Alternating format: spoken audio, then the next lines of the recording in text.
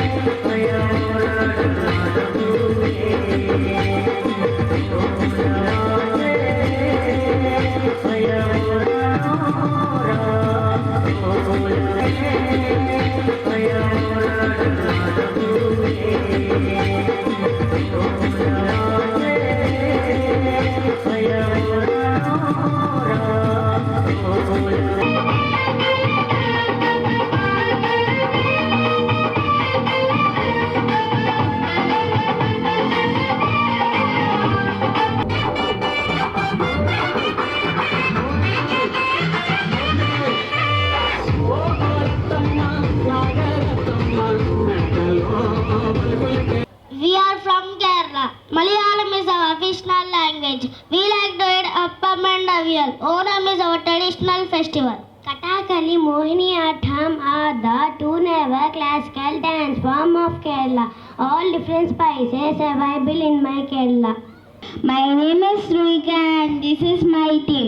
Today we are going to tell about countable and uncountable nouns and quantifiers.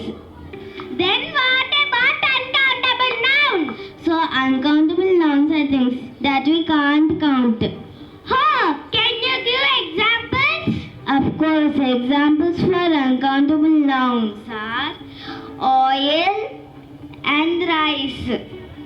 19వ తేదీ బుధవారం జరిగే NDA కూటమి విస్తృత స్థాయి సమావేశాన్ని జయప్రదం చేయాలని టీడీపీ పట్టణ అధ్యక్షులు తాడిబోయిన హరిప్రసాద్ తెలిపారు. బుధవారం సాయంత్రం 5 గంటలకు కోర్టు భవనముల వెనుక గల ఎన్వీఆర్ కన్వెన్షన్ హాలులో జరిగే ఈ సమావేశానికి ఎన్డీఏ కూటమి నేతలు పట్టభద్రులు తరలివచ్చి సమావేశాన్ని విజయవంతం చేయాలని హరిప్రసాద్ తెలిపారు. రేపు సాయంత్రం 6 గంటలకి ఎన్వీఆర్ కళ్యాణ మండపంలో కూటమి తరపున తెలుగుదేశం పార్టీ, బీజేపీ, జనసేన అందరి సమక్షంలో రేపు సాయంత్రం ఖచ్చితంగా 6 గంటలకి ఎన్వీఆర్ కళ్యాణ మండపంలో రేపు విస్తృత స్థాయి సమావేశం ఉంది. ఆ సమావేశానికి ఆల్పాటి రాజేంద్ర ప్రసాద్ గారు పాల్గొంటారు, ఎమ్మెల్సీ అభ్యర్థి. అట్లాగే పౌర సరఫరా శాఖ మంత్రులు నాదెండ్ల మనోహర్ గారు తప్పకుండా వారు కూడా వచ్చి ఈ కార్యక్రమంలో పాల్గొని వారు జనసేన పార్టీని నిన్న కూడా చెప్తా ఉన్నారు. జనసేన పార్టీ గెలవటం కోసం ఆలపాటి రాజేంద్ర ప్రసాద్ గారు వారి సీటుని త్యాగం చేసి ఎంత కష్టపడి పనిచేశారో అంతకన్నా కూడా మనం కష్టపడి పనిచేసి ఆలపాటి రాజేంద్ర ప్రసాద్ గారిని గెలిపించుకోవాల్సిన అవసరం ఉందని చెప్పని నాదెండ్ల మనోహర్ గారు చెప్పారు. అదే స్ఫూర్తితో రేపు సాయంత్రం 6 గంటలకి రేపు ఎన్వీఆర్ కళ్యాణ మండపానికి వస్తానని చెప్పన్నారు. తప్పకుండా ఈ తెనాలి నియోజకవర్గ గ్రాడ్యుయేట్స్ ఓటర్లందరూ కూడా రేపు ఆ కార్యక్రమానికి వచ్చి జయప్రదం చేయవలసిందిగా కోరుకుంటూ సెలవు. రోటరీ డిస్ట్రిక్ట్ 3150 తరపున ఇటీవల వచ్చిన వరదలలో పాడైపోయిన విద్యాలయాలకు మరమ్మతులు చేపట్టి వాటి ప్రారంభోత్సవం మంగళవారం నిర్వహించారు. ఆపద్ బాంధు క్రింద Rotary club of Tenali Vaikunthapuram Ravipudi పెద్దలంకలో ఎలిమెంటరీ స్కూల్ అభివృద్ధి చేసి Rotary 3150 governor Rotarian Katugadda Sarath Chowdary చేతుల మీదుగా ప్రారంభోత్సవం చేశారు. కార్యక్రమానికి PDG Anneratna Prabhakar, project coordinator Rotarian Vishnubabu, club అధ్యక్ష కార్యదర్శులు ఈదర శ్రీనివాసరావు, దేవయజనం మురళీకృష్ణ, ఓబులరెడ్డి, గుత్త వెంకటరత్నం, ఈదర వెంకట పూర్ణచంద్, కన్నెగంటి మురళీకృష్ణ, పావులూరి రాంబాబు, క్లబ్ సభ్యులు Kolli Rajendra Prasad, Alapati Venkataramayya, Rajasekhar Reddy, Alapati Kiran Chowdary, John kids, Mangalagiri club అధ్యక్షులు కార్యదర్శి గాజుల శ్రీనివాస్, మురళి, స్కూల్ ప్రధానోపాధ్యాయులు సురేష్ కుమార్ తదితరులు పాల్గొన్నారు. మొత్తం 2000 పైన 2250 కిట్లు వారు సొంతంగా ప్యాక్ చేసి మాకు పంపించి మా చేత ఇప్పించినందుకు ఎంత చక్కగా ఈ కార్యక్రమాన్ని కోఆర్డినేట్ చేసిన విష్ణుబాబు గారికి, ఈ కార్యక్రమానికి చేసిన మా రోటరీ సభ్యులు అందరికీ పేరు పేరున, అట్లాగే ఈ కార్యక్రమాన్ని ఎంత సక్సెస్ చేసిన ఈ గ్రామ ప్రజలకు, ఈ బుద్ధిగా కూర్చున్న ఈ పిల్లలకు అందరికీ కృతజ్ఞతలు తెలియజేసుకుంటూ మన మురళీకృష్ణ గారికి ఆలోచన రావడం, దానికి విష్ణు గారు వచ్చుకోవడం, మా గవర్నర్ గారి సహారంతో, పెద్దలు మన రత్నప్రభాకర్ గారు అందరి సహారంతో, ఓబారెడ్డి గారు అందరూ కష్టపడి స్కూల్ని ఇంత డెవలప్ చేసినందుకు అందరికి ముందుగా కృతజ్ఞతలు తెలుపుకుంటున్నాను. తెనాలి షరాఫ్ బజార్లో కొలువైన భద్రావతి సహిత భావన ఋషి దేవస్థానంలో కళ్యాణోత్సవాలు కొనసాగుతున్నాయి. స్వామివారి 16 రోజుల పండుగ సందర్భంగా పట్టణంలో నగరోత్సవాన్ని ఘనంగా నిర్వహించారు. స్వామి అమ్మవార్లు కీలుగుర్రంపై ఆసీనులై భక్తులకు దర్శనమిచ్చారు.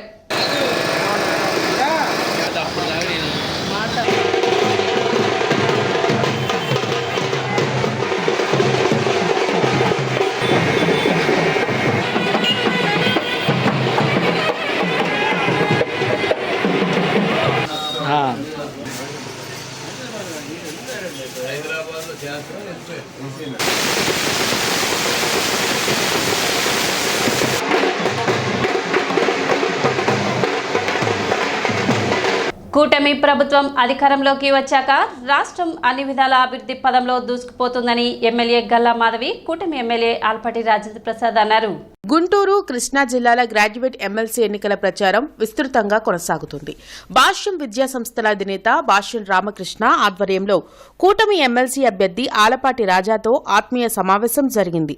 చంద్రమౌళి నగర్లోని భాష్యం క్యాంపస్ లో నిర్వహించిన ఈ సమావేశంలో ఎమ్మెల్యే గల్లమాధవి, ఆలపాటి రాజా, ఏపీటీఎస్ చైర్మన్ మన్నవ మోహనకృష్ణ, కోవెలమూడి నాని, భాష్యం రామకృష్ణ పాల్గొన్నారు. ఎమ్మెల్సీ ఎన్నికల్లో ఓటు ఎలా వేయాలో అవగాహన కల్పించారు. గత 5 ఏళ్ల వైసీపీ పాలనతో దెబ్బతిన్న రాష్ట్రాన్ని ప్రణాళికతో సీఎం చంద్రబాబు అభివృద్ధి చేస్తున్నారని గల్లా మాధవి ఎమ్మెల్సీ అభ్యర్థి ఆలపాటి రాజా తెలిపారు. కూటమి నాయకత్వాన్ని బలపరుస్తూ తనను భారీ మెజార్టీతో గెలిపించాలని ఆలపాటి కోరారు. ఈనాడు ఈ సమాజం ఏ రకమైనటువంటి సమాజంలో మనం జీవిస్తా ఉన్నామంటే దాదాపు వ్యవస్థలన్నీ నిర్వీర్యమైపోయిన సందర్భంలో మరలా ప్రజలు విముక్తిని పొంది ఈ రోజున కూటమి నాయకత్వాన్ని తెచ్చుకున్నారు. అలాంటి కూటమి నాయకత్వం ద్వారా ఈ రాష్ట్రం మరలా పునర్వైభవం చెందేలాగా అన్ని వ్యవస్థలు కూడా పూర్తిగా నాశనమైన స్థితి నుంచి మరలా మెరుగైన స్థితికి గాడి తప్పని వ్యవస్థలన్నీ గాడిలో పెట్టుకుంటూ ఈ రాష్ట్ర అభివృద్ధిని సాధించడానికి ప్రయత్నిస్తున్నటువంటి కూటమి నాయకత్వానికి మరొకసారి మద్దతు పలకాలంటే నా ఎన్నిక అనేది అనివార్యం. ఆ ఎన్నికని విజయంతో మరొకసారి ఈ యొక్క మంచి ప్రభుత్వానికి మద్దతు పలకమని చెప్పి సందర్భంగా కోరుకుంటూ, ఈ ఓటు ఎంత ముఖ్యమో, ఈ ఎమ్మెల్సీ ఎలక్షన్స్ కూటమి ప్రభుత్వానికి ఎంత ముఖ్యమో ప్రతి ఒక్కరికి చెప్పడం జరిగింది. గడిచిన 5 సంవత్సరాల్లో ఎంత ఇబ్బంది పడ్డామో అవన్నీ కూడా ప్రతి ఒక్కరికి తెలిసిన నేపథ్యంలో ఈరోజు అదేవిధంగా ఎమ్మెల్సీ ఎలక్షన్స్ కూడా అత్యంత ముఖ్యమైనవిగా ఉన్నప్పుడు ఎన్డీఏ కూటమి ప్రభుత్వాన్ని చాలా అత్యధిక మెజారిటీతో గెలిపించుకొని రాష్ట్రాభివృద్ధిలో పాలు పంచుకున్న మన పట్టభద్రులందరికీ కూడా మరొకసారి విన్నవించుకోవడం జరుగుతుంది. ఎమ్మెల్సీ ఎలక్షన్స్ కూడా అదే విధంగా ప్రతిష్టాత్మకంగా ముందుకు తీసుకెళ్లాల్సిన అవసరం ఉంది. ఈ ప్రభుత్వం మంచి ప్రభుత్వంగా ముందుకెళ్తున్నప్పుడు ఎమ్మెల్సీ ఎలక్షన్స్లో కూటమి అభ్యర్థిగా ఉన్న ఆలపాటి రాజేంద్ర గారిని గెలిపించుకోవడం కూడా అదే విధంగా మన బాధ్యత. మంచి ప్రభుత్వంగా ఇది కూడా నిదర్శనంగా మనం చూపించాల్సిన అవసరం ఉంది. కాబట్టి ప్రతి ఒక్కరూ అత్యంత భారీ మెజారిటీతో మన కూటమి అభ్యర్థిని ఈ ఎమ్మెల్సీ ఎలక్షన్స్లో గెలిపించాల్సిందిగా అందరినీ కోరుకోవడం జరిగింది. రాజకీయ చైతన్యం కలిగి ఎంతో మంది నేతలను దేశానికి అందించిన ప్రాంతం గుంటూరు అని కేంద్ర మంత్రి కించరపు రామ్మోహన్ నాయుడు కొనియాడారు. ప్రజా సంక్షేమం వికసిత్ భారత్ లక్ష్యంగా రూపొందించిన కేంద్ర బడ్జెట్పై మీడియా సమావేశం గుంటూరులో జరిగింది. అమరావతి రోడ్లోని హిందూ ఫార్మసీ కళాశాలలో నిర్వహించిన సమావేశంలో కేంద్ర పౌర విమానయాన శాఖ మంత్రి కింజారపు రామ్మోహన్ నాయుడు, ఎమ్మెల్యే బూర్ల రామాంజనేయులు, గల్లా మాధవి, నసీర్ అహ్మద్, తులిపాల నరేంద్ర పాల్గొన్నారు. పేదలు, మహిళలు, రైతులు, యువతకు ఉపయోగపడేలా చారిత్రాత్మకమైన బడ్జెట్ను ఫిబ్రవరి 1వ తేదీన కేంద్ర మంత్రి నిర్మలా సీతారామన్ ప్రవేశపెట్టారని అన్నారు. 12 లక్షల వరకు ఆదాయం ఉన్నవారికి జీరో ట్యాక్స్ ఉండేలా నరేంద్ర మోడీ సలహాతో ఇంప్లిమెంట్ చేశారని తెలిపారు. దీనివల్ల కేంద్ర ప్రభుత్వానికి 1,00,000 కోట్ల నష్టం వాటిల్లుతుందని పేర్కొన్నారు. అయినా పేద ప్రజల అభివృద్ధి కోసం కేంద్ర ప్రభుత్వం ఈ నిర్ణయం తీసుకున్నట్లు తెలిపారు. జలజీవన్ మిషన్ ను గత ప్రభుత్వం నిర్వీర్యం చేసిందని అన్నారు. ముఖ్యమంత్రి చంద్రబాబు కేంద్ర మంత్రులతో మాట్లాడి జలజీవన్ మిషన్ గడువు పెంచి పోలవరం ప్రాజెక్టుకు నిధులు తెచ్చారని కొనియాడారు. 7 నెలల ఎన్డీఏ పాలనలో రాష్ట్రం అభివృద్ధిలో ముందుకు వెళ్తుందని మంత్రి తెలిపారు. ఈ కార్యక్రమంలో బీజేపీ సీనియర్ నాయకులు జూపుడి రంగరాజు, వల్లూరి జయప్రకాష్, తిరుపతిరావు, జనసేన నేత గాది వెంకటేశ్వరరావు, కార్పొరేటర్లు, కూటమి నాయకులు పాల్గొన్నారు. ఒక చరిత్రాత్మకమైనటువంటి బడ్జెట్ ఇది, ప్రజా బడ్జెట్ ఇది. ఏ పరంగా చూసుకున్నా సరే గతంలో ఎన్నో బడ్జెట్లు మనం చూసాం. కానీ అందరినీ కూడా కలుపుకొని ప్రతి ఒక్క అంశాన్ని కూడా ప్రస్తావిస్తూ అందరికీ కూడా మంచి చేసే విధంగా నిర్ణయాలు తీసుకోవడం అనేది చాలా సాహసోపేతమైనటువంటి కార్యక్రమం. అటువంటి కార్యక్రమాన్ని మన ఆర్థిక మంత్రి నిర్మలా సీతారామన్ గారు ఆవిడ తాలూకా ఎక్స్పీరియన్స్ అంతటిని కూడా వినియోగించుకొని అందరికీ కూడా న్యాయం చేయాలి, ప్రతి ఒక్కరి యాస్పిరేషన్స్కి కూడా మనం ఊతమివ్వాలి అనే ఆలోచనతో ఈ యొక్క బడ్జెట్ని అందరి బడ్జెట్గా, ప్రజా బడ్జెట్గా మరొకసారి మనం తెలియజేసుకోవచ్చు. 4 వర్గాలని ప్రధానంగా తీసుకున్నారు. పేదవాళ్ళు, యువకులు, మహిళలు, రైతులు. వీళ్ళ నలుగురిని కూడా భారతదేశం భవిష్యత్తులో వికసిత భారతదేశంగా తయారవ్వాలనంటే ఈ 4 వర్గాలని ఒక ప్రధానమైన పునాదులుగా మనం తయారు చేసి వాళ్ళ తాలూకా అభివృద్ధికి మనం సహకరించాలనే ఆలోచనతో ఈ 4 వర్గాలని కూడా సూక్ష్మంగా వాళ్ళ తాలూకా సమస్యలన్నీ కూడా అవగాహన చేసుకొని బడ్జెట్లో కొన్ని విషయాలు పొందుపరచడం జరిగింది. ప్రజా సంక్షేమం వికసిత్ భారత్ లక్ష్యంగా రూపొందించిన కేంద్ర బడ్జెట్పై చార్టెడ్ అకౌంటెంట్, డాక్టర్స్, లాయర్స్, వివిధ రంగాలకు చెందిన ప్రముఖులతో మేధావులతో సమావేశం జరిగింది. అమరావతి రోడ్లోని హిందూ ఫార్మసీ కళాశాల సమావేశ మందిరంలో మేధావుల సమావేశం జరిగింది. ఈ సమావేశంలో కేంద్ర మంత్రి కింజారాపు రామ్మోహన్ నాయుడు, ఎమ్మెల్యేలు గల్లా మాధవి, నసీర్ అహ్మద్, బూర్ల రామాంజనేయులు, దూలిపాల నరేంద్ర, బీజేపీ నేత శనక్కాయల అరుణ పాల్గొన్నారు. ఈ సందర్భంగా కేంద్ర మంత్రి మాట్లాడుతూ అతి చిన్న వయసులోనే మోడీ నాయకత్వంలో కేంద్ర మంత్రి అయ్యానని సంతోషం వ్యక్తం చేశారు. ఎటువంటి ఆక్షేపణలు లేకుండా కేంద్ర మంత్రి నిర్మలా సీతారామన్ బడ్జెట్ ప్రవేశపెట్టారని అన్నారు. వికసిత్ భారత్ అనేది ప్రతి ఒక్కరి తాలూకా ఆశయం కావాలని పిలుపునిచ్చారు. ఈ కార్యక్రమంలో బీజేపీ నాయకులు జూపుడి రంగరాజు, జిల్లా అధ్యక్షులు చెరుకూరి తిరుపతిరావు, వల్లూరు జయప్రకాష్, గాద వెంకటేశ్వరరావు, చందు సాంబశివరావు, కూటమి నాయకులు, ప్రజా సంఘాల నేతలు పాల్గొన్నారు. ఎంతో మంది తాలూకు అభిప్రాయాలు తీసుకున్నారు, ఎంతో అనుభవాన్ని జోడించారు. దానికి తోడుగా ఒక మహిళా శక్తిగా మన ఆర్థిక శాఖ మంత్రివర్యులు నిర్మలా సీతారామన్ గారు ఆవిడ తాలూకా ఎక్స్పీరియన్స్ అంతటిని కూడా వినియోగించి మన దేశ ప్రధానమంత్రి మరి యశస్వి నరేంద్ర మోదీ గారి తాలూకా సారథ్యంలో ఈరోజు అద్భుతమైనటువంటి బడ్జెట్ ప్రవేశపెట్టి భారతదేశానికి 25 సంవత్సరాల తర్వాత ఎక్కడ చూడాలనుకుంటున్నాం అన్న దానికి పునాది ఈ బడ్జెట్ ద్వారా వేయగలిగామని కూడా ఈ సందర్భంగా తెలియజేస్తున్నాం. వికసిత్ భారత్ 2047 అనేది ఒక మాట కాదు, మనందరి తాలూకా ఆశయం. అది ప్రతి ఒక్కరి తాలూకా ఆశయం కావాలి. నరేంద్ర మోదీ గారు మాట్లాడుతున్నారంటే ప్రధానమంత్రి మాట్లాడుతున్నారు, ప్రభుత్వం తరపున మాట్లాడుతున్నారు, బీజేపీ తరపున మాట్లాడుతున్నారు అని అనుకోవద్దు. వికసిత్ భారత్ అనేది ప్రతి ఒక్క భారతీయుడి తాలూకా ఆశయం కావాలి, ప్రతి ఒక్కరి తాలూకా భవిష్యత్తు కావాలి. అందుకే అందరినీ కూడా మోటివేట్ చేయాలి, అందరినీ కూడా పార్టిసిపేట్ చేసే విధంగా చేయాలి. దానికి ఇన్స్ట్రుమెంట్ ఏముంది? బడ్జెట్ అనేది మనకి ఇన్స్ట్రుమెంట్. అందుకని బడ్జెట్ ద్వారా వికసిత్ భారత్ తాలూకా లక్ష్యం ఏంటి, దాని ఆశయం ఏంటి, విజన్ ఏంటి, మిషన్ ఏంటి, అవన్నిటిని కూడా మంచి ఆర్థిక సంస్కరణ లాగా రూపకల్పన చేసి బడ్జెట్ లో కూడా దాన్ని ప్రవేశపెట్టడం జరిగింది. వికసిత్ భారత్ అంటే 100 సంవత్సరాల మన స్వాతంత్రం 2047 నాటికి మనం ఇంకా వెనకబడి ఉన్నాం.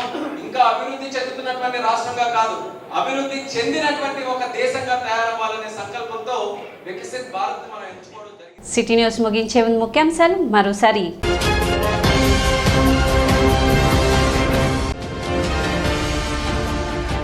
గుంటూరులో కూటమి ఎమ్మెల్సీ అభ్యర్థి ఆలపాటి రాజేంద్ర ప్రసాద్ను మర్యాదపూర్వకంగా కలిసిన కేంద్ర మంత్రి రామ్మోహన్ నాయుడు.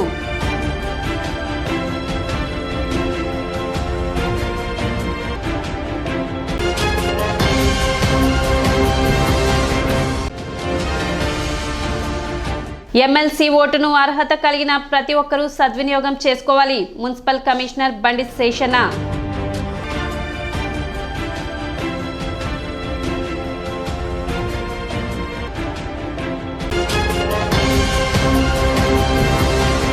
సిటీ న్యూస్ ఇంతటితో సమాప్తం. నమస్కారం.